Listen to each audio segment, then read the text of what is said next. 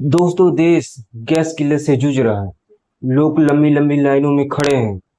अब कई मजदूर जो बाहर काम कर रहे हैं, वो एलपीजी की दिक्कत की वजह से अपने गांव लौट रहे हैं। लेकिन मोदी को सब चंगा है, कोई दिक्कत नहीं है, सब अफवाह है, सब पैनिक क्रिएट किया जा रहा है। और खुद क्या कर रहे हैं? जाके रैलियों में चुनाव प्रचार कर रहे हैं। देखिए जरा उनके ही यूट्यूब चैनल पर तिरुवनंतपुरम, पुडुचेरी राज्यों में चुनाव प्रचार की वीडियो अपलोड होती जा रही हैं। 18-18 घंटे काम करने वाले, क्या ये जो है 18 घंटे ये चुनाव रैलियों भी गिने जाते हैं? क्योंकि ये तो उनका निजी अपने पार्टी के लिए चुनाव प्रचार कर रहे हैं, ये तो देश के हित में नहीं हो रहा है। क्या 18 घंटे इसको भी गिना जा रहा है उसी में? और दूसरी तरफ राहुल गांधी असम में तीन तीन रैलियां कर रहे हैं। कुछ लोग कहेंगे कि राहुल गांधी भी चुनाव प्रचार कर रहे हैं और मोदी भी कर रहे हैं, तो इसमें दिक्कत क्या है? दोनों तो कर रहे हैं। लेकिन सत्ता में कौन बैठा है? नरेंद्र मोदी जी। तो सवाल किससे पूछा जाएगा? नरेंद्र मोदी से। पीएम रहते राहुल गांधी तब उनसे सवाल किया जाता, लेकिन सत्ता में है नहीं, तो सवाल क्यों उनसे पूछा जाएगा? इसलिए प्रधानमंत्री से सवाल पूछा जा रहा है।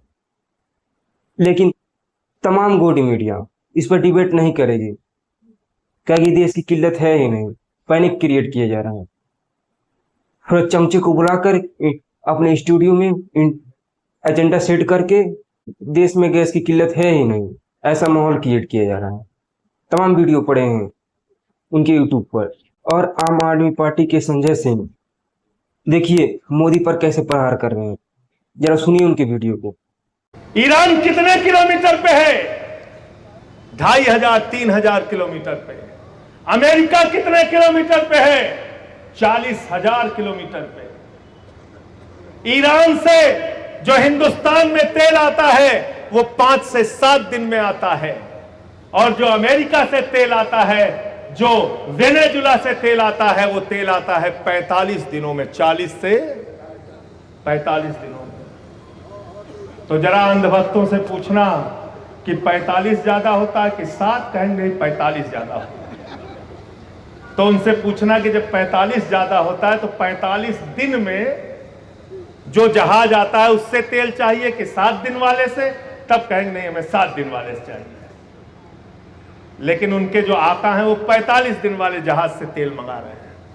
आपको पता है कितना ज्यादा भाड़ा दे रहे हैं उस पर? 8 गुना ज्यादा भाड़ा दे रहे हैं, 8 गुना ज्यादा भाड़ा। समय 45 दिन का लग रहा है, वो अलग। ये हो रहा है आपके साथ, ये हो रहा है। 160 स्कूली बच्चियां मारी गई, प्रधानमंत्री खामोश। 100 नौसैनिक मारे गए जो भारत के बुलावे पे आए थे, हमारे मेहमान थे। वापस जा रहा था ईरान का जहाज, अमेरिका ने उड़ा दिया, 100 नौसैनिक मारे गए, प्रधानमंत्री खामोश। किससे बात किया प्रधानमंत्री ने?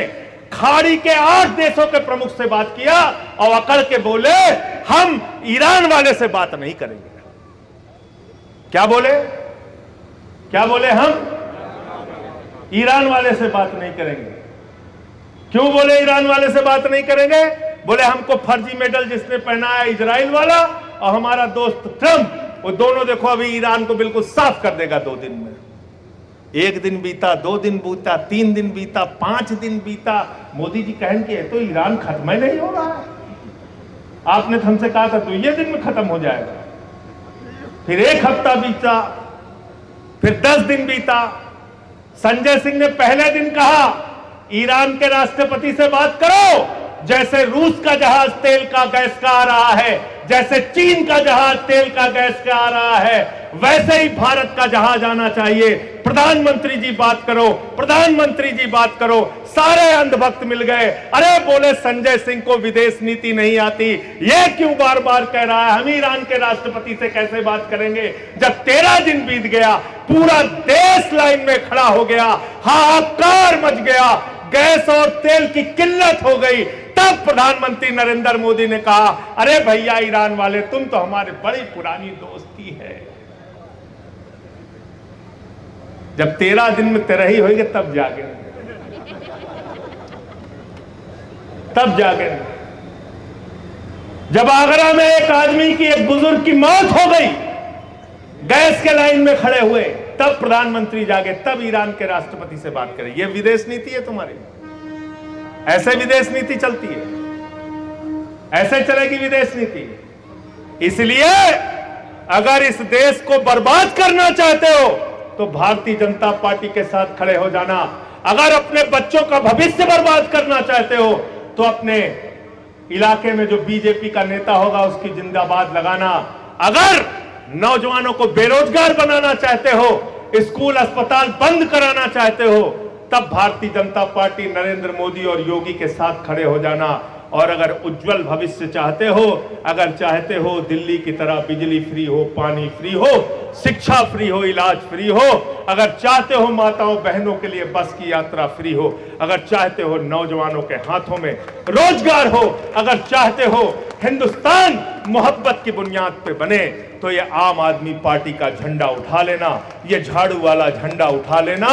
और झाड़ू बहुत काम की चीज होती है। भ्रष्टाचार को साफ करना है, क्या चाहिए? झाड़ू। घर का कूड़ा साफ करना है, क्या चाहिए? झाड़ू। मोहल्ले का कूड़ा साफ करना है, क्या चाहिए? झाड़ू। गांव का कूड़ा साफ करना है, क्या चाहिए? झाड़ू। शहर का कूड़ा साफ करना है, क्या चाहिए? झाड़ू। प्रदेश का कूड़ा साफ करना है, क्या चाहिए? झाड़ू। देश का कूड़ा साफ करना है, क्या चाहिए? झाड़ू। और भाजपाइयों के दिमाग पे जो पागलपन सवार है, तो पागलपन उतारने के लिए क्या चाहिए? झाड़ू। देखे हो कि नहीं देखे हो बताओ? ओझा लोग गांव में जब कोई पागल हो जाता है, टगरी पकड़ के उठा के लेके जाते हैं। ओझा लोग उसको मार झाड़ू, मार झाड़ू, मार झाड़ू, उसका पागलपन। ऐसे ही सत्ता का भूत सवार है। अपने अंदर वैज्ञानिक सोच पैदा कीजिए। अगर इन निठल्लों के चक्कर में पड़े रहोगे तो फिर आपका भविष्य तो बर्बाद होना ही होना है, देश का भविष्य भी बर्बाद हो जाएगा। क्या क्या सिखाते हैं आपको? एक तो व्हाट्सएप विश्वविद्यालय निकल गया। यहां हम सुने थे आगरा विश्वविद्यालय, लखनऊ विश्वविद्यालय है, अलीगढ़ विश्वविद्यालय, इलाहाबाद विश्वविद्यालय, लखनऊ विश्वविद्यालय, ये नया विश्वविद्यालय निकाले भाजपाई, व्हाट्सएप विश्वविद्यालय। क्या सिखाया जाता है वहां? सिकंदर जब बिहार में आया था तो बिहारियों ने मार के भगाया था। बिहारियों ने कहा भैया सिकंदर कभी बिहार में नहीं आया। फिर वहां सिखाया जाता है संत कबीर, बाबा गुरु नानक देव और बाबा गोरखनाथ जी एक साथ मीटिंग करते थे, तो कहा कि भैया इनके जीवन काल में 100 साल का अंतर है, तो मीटिंग कहां से एक साथ करते थे। फिर वहां सिखाया जाता है कि नाली के गैस से प्रभु आप चाय बना सकते हैं। हमने कोशिश भी किया, नाकाम रहे, नहीं बना पाए नाली के गैस से चाय। फिर वहां सिखाया जाता है कि जब मौसम खराब हो तो रडार में नहीं आएगा, हमला कर दो। ऐसे मूर्ख लोगों के हाथ में अगर आप देश की सत्ता देना चाहते हो उन्माद में खाली आके, तो याद रखना हमारा आपका कभी भला होने वाला नहीं है। हमको रोजगार चाहिए अपने नौजवानों के लिए, और अगर रोजगार नहीं दे सकते हो योगी जी, लाठी चलाने का काम करते हो, तो याद रखना हमारी मांग है हर महीने 10,000 रुपए नौजवानों को बेरोजगारी भत्ता देना होगा।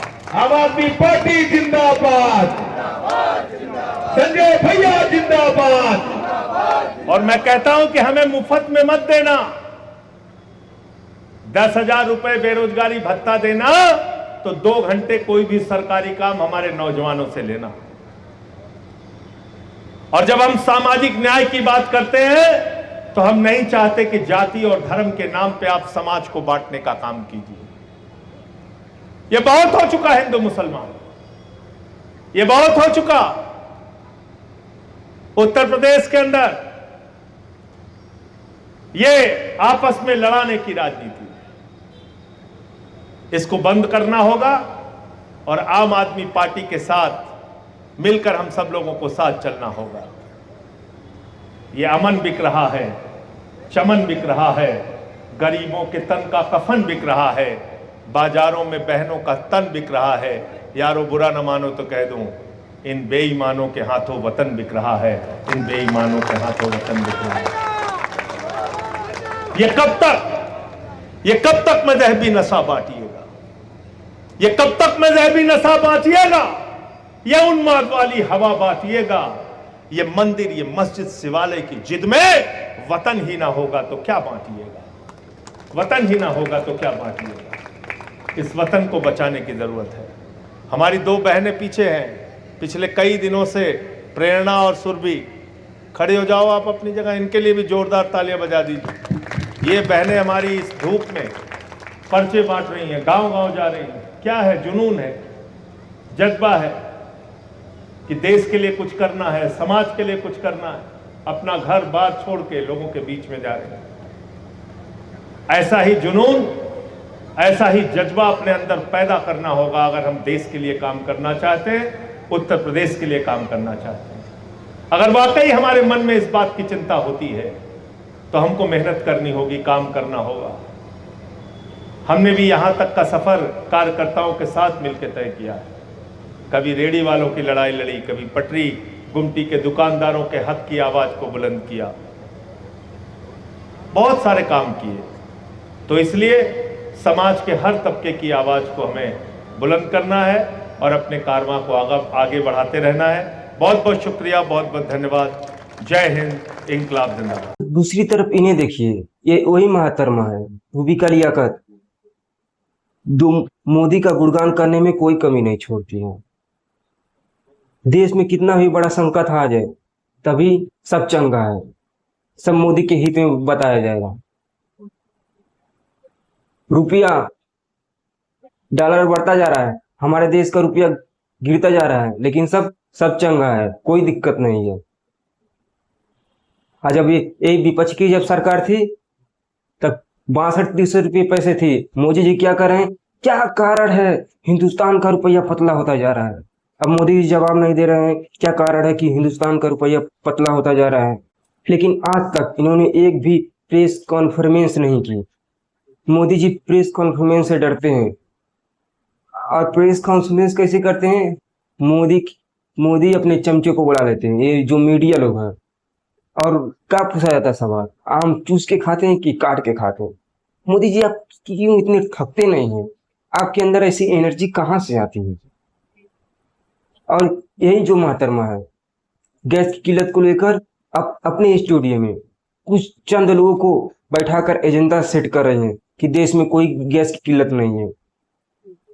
मैं आपसे सवाल पूछना चाहता हूँ कि जरा ग्राउंड रिपोर्टिंग करिए। आइए योगी के शहर में, वहां पे भी लंबी लंबी लाइन लग रही है। बताइए दोस्तों, रिपीटिंग लाइन लग रही है। मतलब जो आज गैस लेने आया उसको नहीं मिला, लाइन लगा चला गया। वो कल भी आया गैस लगाने, ये लाइन नहीं मिली, गैस नहीं मिली और चला गया। मैं भी अपने दोस्त के साथ गया था रिपीटिंग लाइन में, लेकिन गैस नहीं मिली, गैस खत्म हो गई। बुलाया जा रहा कि कल आइएगा। सोचिए दोस्तों, इतनी लंबी लंबी लाइनें लग रही हैं और तमाम पत्रकार वहां पे पहुंचे हुए थे, लेकिन सब चंगा है। एक गोरखपुर की ही बात कर रहे हैं, योगी के शहर की। आपको क्या लग रहा है दोस्तों, सब चंगा है? अपनी कमेंट बॉक्स में राय जरूर दीजिएगा दोस्तों। जय हिंद।